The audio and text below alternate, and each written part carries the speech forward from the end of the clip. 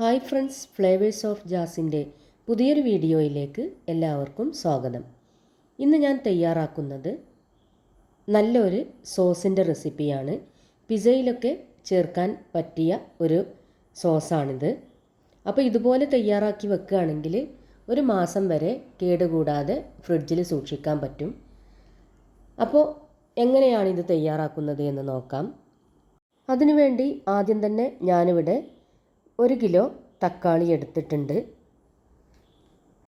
എന്നിട്ട് ഇതുപോലെ അതിൻ്റെ ഈ ബാക്ക് വശത്ത് 4 കട്ടിട്ട് കൊടുക്കുക. അപ്പോൾ അത് പെട്ടെന്ന് തന്നെ തൊലി കളയാൻ പറ്റും. അതിനു വേണ്ടിയാണ് അങ്ങനെ ചെയ്യണത്. അപ്പോൾ സ്റ്റൗവിൽ ഞാനൊരു പാത്രത്തിൽ വെള്ളം വെച്ചിട്ടുണ്ട്. വെള്ളം തിളപ്പിക്കാൻ വേണ്ടി വെച്ചതാണ്. അപ്പോൾ വെള്ളം നന്നായിട്ട് തിളക്കുന്ന സമയത്ത് അതിലേക്ക് നമ്മൾ ഈ കഴുകി വൃത്തിയാക്കിയിട്ട് ഈ കട്ട് ചെയ്ത് വെച്ചിട്ടുണ്ടല്ലോ ആ തക്കാളി ഇട്ട് കൊടുക്കാം. കട്ട് ചെയ്യാന്ന് പറഞ്ഞാൽ ഉള്ളിലേക്ക് കട്ട് ചെയ്യേണ്ട, അതിൻ്റെ ആ തൊലി മാത്രം ഇങ്ങനെ കട്ട് ചെയ്ത് കൊടുത്താൽ മതി. അപ്പോൾ അത് തൊലി പൊളിച്ചെടുക്കാൻ നല്ല എളുപ്പമായിരിക്കും. അപ്പോൾ ഇത് നന്നായിട്ട് തിളച്ചതിന് ശേഷം സ്റ്റൗ ഓഫ് ചെയ്ത് കൊടുക്കണം. എന്നിട്ട് ചൂടാറിയതിന് ശേഷം ഇതുപോലെ തൊലി കളയണം. കണ്ടില്ലേ, പെട്ടെന്ന് തന്നെ ഇതിൻ്റെ തൊലി അടർന്നു പോരുന്നുണ്ട്. ഇതിൻ്റെ ആ ഫ്ലഷിൽക്കൊന്നും തട്ടിയിട്ടുമില്ല. പിന്നെ ഇതിൻ്റെ ഞെട്ടിയുടെ ഭാഗം ഉണ്ടല്ലോ, ആ ഭാഗം നന്നായിട്ടൊന്ന് കുഴിച്ചിട്ട് കട്ട് ചെയ്ത് കൊടുക്കുക. ഇതുപോലെ കത്തിക്കൊണ്ട് ഇങ്ങനെ കുഴിച്ചെടുത്താൽ മതി. അപ്പോൾ അത് നന്നായിട്ട് കട്ട് ചെയ്ത് കൊടുക്കുക. ഇനിയിപ്പോൾ ഇതുപോലെ ബാക്കിയുള്ളതൊക്കെ ഒന്ന് തൊലി കളഞ്ഞ് ഇതിൻ്റെ ഞെട്ടിയുടെ ഭാഗം ഒന്ന് കളഞ്ഞിട്ടെടുക്കണം. ഈ സോസ് പിസയിലേക്ക് മാത്രമല്ല, അല്ലാതെ സോസിൻ്റെ ഉപയോഗത്തിനൊക്കെ പറ്റും. നല്ല ടേസ്റ്റുള്ളൊരു സോസാണ്. അപ്പോൾ ഇത് മുഴുവനായിട്ടും തൊലി കളഞ്ഞതിന് ശേഷം മിക്സിയുടെ ജാറിലിട്ടിട്ട് നന്നായിട്ടൊന്ന് അടിച്ചെടുക്കണം. അപ്പോൾ തക്കാളിക്കൊക്കെ നല്ല വില കുറവുള്ളൊക്കെ സമയത്ത് ഇതുപോലെയൊക്കെ ചെയ്ത് വെക്കുകയാണെങ്കിൽ നല്ല ഉപകാരമാണ്. നല്ലൊരു ടേസ്റ്റുള്ള സോസാണിത്. പിന്നെ അതേപോലെ തന്നെ നമ്മൾക്ക് ചിലപ്പോൾ കറിയിൽക്കൊക്കെ തക്കാളി ഇല്ലാത്ത സമയം ഉണ്ടാവുമല്ലോ.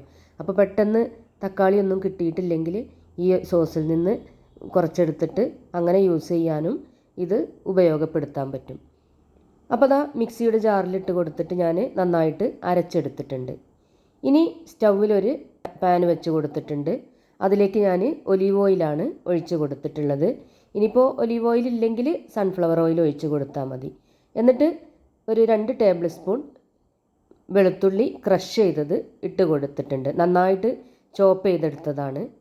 അപ്പോൾ അതും കൂടെ ഇട്ട് കൊടുത്തിട്ട് ഒന്ന് വഴറ്റി കൊടുക്കണം. പിന്നെ അതിലേക്ക് 2 ഗ്രാമ്പു ഇട്ട് കൊടുത്തിട്ടുണ്ട്.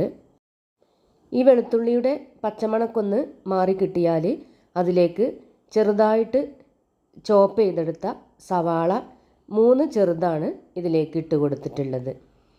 എന്നിട്ട് ഇതും കൂടെ ഒന്ന് വഴറ്റിയെടുക്കണം. ഇതിൻ്റെ കളറൊന്ന് ചേഞ്ചായി വരണം. അപ്പോൾ അതുവരെ ഒന്ന് വഴറ്റി കൊടുക്കാം.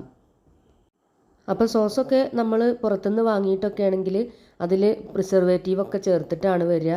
അപ്പോൾ അത് കുട്ടികൾക്കൊക്കെ കൊടുക്കുമ്പോൾ അതിൻ്റേതായ കേടുണ്ടാവും. അപ്പോൾ ഇങ്ങനെ തയ്യാറാക്കി വെക്കുകയാണെങ്കിൽ ഒരു ബുദ്ധിമുട്ടും ഉണ്ടാവില്ല.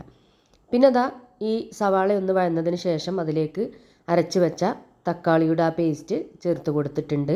ഇനിയിപ്പോൾ ഇത് നന്നായിട്ട് ഇതിലത്തെ ഈ വെള്ളമൊക്കെ ഒന്ന് കുറുകി വരണം. അതുവരെ ഇളക്കി കൊടുക്കണം. അപ്പോൾ കൈയെടുക്കാതെ ഇളക്കി കൊടുക്കണമെന്നൊന്നുമില്ല, അടിയിൽ പിടിക്കാതെ നോക്കിയാൽ മതി. പിന്നെ അതിലേക്ക് 1 ടേബിൾ സ്പൂൺ പഞ്ചസാര ഇട്ട് കൊടുത്തിട്ടുണ്ട്. പിന്നെ 1 ടീസ്പൂൺ കുരുമുളക് പൊടി ചേർത്ത് കൊടുത്തിട്ടുണ്ട്. പിന്നെ കുറച്ച് ഉപ്പ് ചേർത്ത് കൊടുത്തിട്ടുണ്ട്. പിന്നെ ഒറിഗാനോ ചേർത്ത് കൊടുത്തിട്ടുണ്ട്. പിന്നെ 1 ടേബിൾ സ്പൂൺ കാശ്മീരി ചില്ലി പൗഡറും കൂടെ ചേർത്ത് കൊടുത്തിട്ടുണ്ട്. ഇനിയിപ്പോൾ ഇതെല്ലാം കൂടെ നന്നായിട്ടൊന്ന് മിക്സ് ചെയ്ത് കൊടുക്കണം. നന്നായിട്ട് വെള്ളം വറ്റി വരണം. അതുവരെ ഇളക്കി കൊടുക്കുക.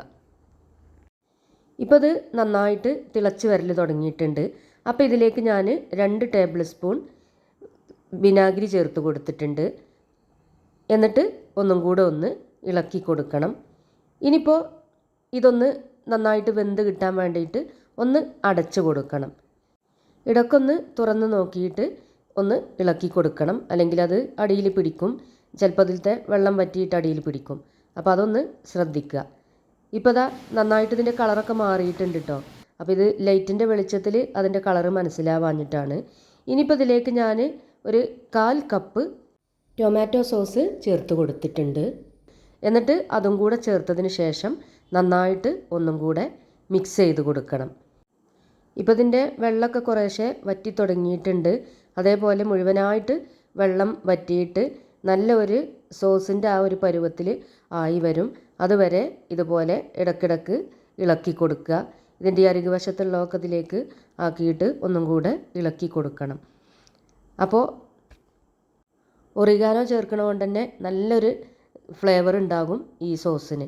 പിന്നെ ഇത് വെന്ത് കഴിഞ്ഞാൽ ഈ ഗ്രാമ്പു ഇതിൽ നിന്നും എടുത്ത് കളയുക. അല്ലെങ്കിൽ ഇതിങ്ങനെ സോസ് നമ്മൾ ഇത് സ്പ്രെഡ് ചെയ്യുന്ന സമയത്ത് അത് ഇടയ്ക്ക് കടിച്ചിട്ടുണ്ടെങ്കിൽ അതൊരു ടേസ്റ്റ് വ്യത്യാസം ഉണ്ടാവുമല്ലോ. അപ്പോൾ ഇത് ആയതിനു ശേഷം അതിൽ നിന്നും എടുത്ത് മാറ്റിയാൽ മതി. ഇപ്പോൾ കണ്ടില്ലേ നല്ല ഡ്രൈ ആയി വന്നിട്ടുണ്ട്. അപ്പോൾ ഇതുപോലെ ഡ്രൈ ആയി വരണം. പിന്നെ ലാസ്റ്റ് ആകുമ്പോഴേക്കും ഇതിൻ്റെ കളറൊക്കെ നന്നായിട്ട് ചേഞ്ച് ആയിട്ടുണ്ടാകും. നല്ലൊരു റെഡ് കളറിലേക്ക് മാറി വരും.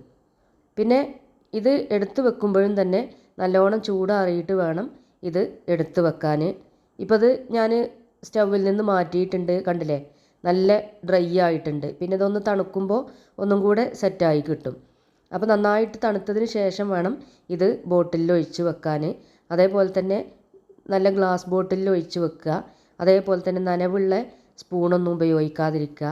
അങ്ങനെയൊക്കെ നമ്മൾ ശ്രദ്ധിക്കുകയാണെങ്കിൽ 1 മാസം അതിൽ കൂടുതലും വേണമെങ്കിൽ ഇത് ഫ്രിഡ്ജിൽ സൂക്ഷിക്കാൻ പറ്റും. അപ്പം ഇനി ഇത് ചൂടാറിയതിന് ശേഷം ഞാൻ ഇതുപോലൊരു ബോട്ടിലേക്ക് ആക്കി വെക്കുകയാണ്. ഞാനിത് 1 മാസത്തിൽ കൂടുതലും ഉപയോഗിച്ചിട്ടുണ്ട്. ഒരു കേടും പറ്റിയിട്ടില്ല. ഇനിയിപ്പോൾ നിങ്ങളിത് കുറേ ഉണ്ടാക്കി വെക്കുകയാണെങ്കിൽ ഇത് ഒരു വലിയ കുപ്പിയിൽ എടുത്തതിന് ശേഷം പിന്നെ നമുക്ക് എപ്പോഴും ഉപയോഗിക്കാൻ വേണ്ടി ഒരു ചെറിയ കുപ്പിയിൽ വേറെ വെക്കുക. അപ്പോൾ അങ്ങനെ ആകുമ്പോൾ നമുക്ക് ആ ചെറിയ കുപ്പിയിലുള്ളത് കഴിയുമ്പോൾ ഇങ്ങനെ വെച്ചാൽ മതിയല്ലോ. അപ്പോൾ കേട് വരില്ല. ഞാൻ ഇതുപോലെ എപ്പോഴും എടുക്കാൻ വേണ്ടി ഒരു ചെറിയ പാത്രത്തിൽ ആക്കി വെച്ചിട്ടുണ്ട്. അതേപോലെ തന്നെ കുപ്പിയുടെ അടപ്പ് നല്ല എയർ ടൈറ്റ് ആയിരിക്കണം. ഇല്ലെങ്കിൽ വെള്ളമൊക്കെ വീണിട്ട് അത് പെട്ടെന്ന് തന്നെ ചീത്തയായി പോകും. അപ്പോൾ ഈ വീഡിയോ ഇഷ്ടപ്പെട്ടിട്ടുണ്ടെങ്കിൽ ലൈക്ക് ചെയ്യാൻ മറക്കരുത്. ഫ്ലേവേഴ്സ് ഓഫ് ജാസ് എന്ന ചാനൽ ആദ്യമായിട്ട് കാണുന്നവരാണെങ്കിൽ സബ്സ്ക്രൈബ് ചെയ്ത് സപ്പോർട്ട് ചെയ്യുക. വീണ്ടും പുതിയൊരു വീഡിയോയുമായിട്ട് ഞാൻ വരാം ഇൻഷാ അല്ലാഹ്.